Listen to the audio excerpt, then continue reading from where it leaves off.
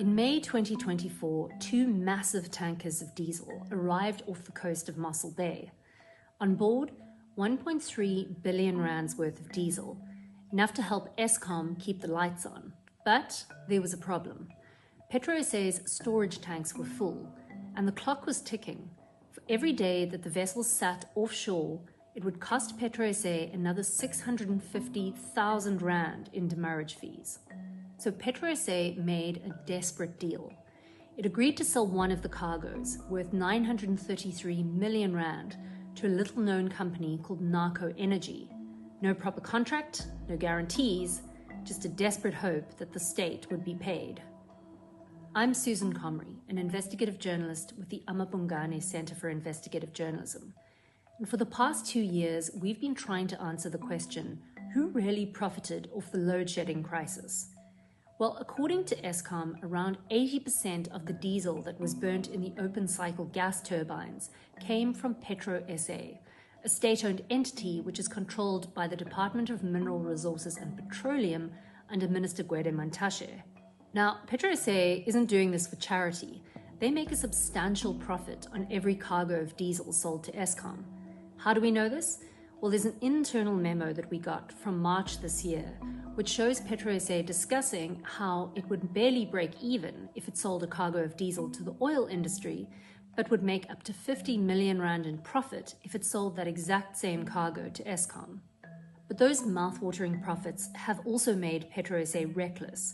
What we can see from the financials is that PetroSA has been buying up cargoes of diesel without necessarily having buyers or storage lined up to accept them, leaving oil tankers to idle offshore for weeks at a time. The cost? At least 400 million rand in demurrage fees, which eat into PetroSA's profit margin.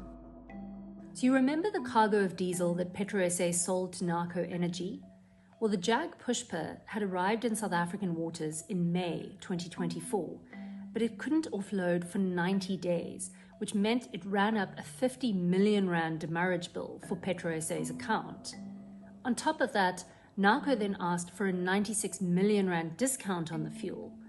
So what this meant is that by the time PetroSA had actually sold the cargo of diesel, any profits it thought it was going to make had been completely wiped out. Instead, PetroSA made a 19 million rand loss on that particular cargo. But PetroSA's problems didn't end there. They had given Narco 60 days to pay the 933 million rand they owed. But when Narco didn't pay in September 2024, PetroSA didn't have a contract to fall back on. Now, Narco have told us that they have finally reached a settlement with PetroSA.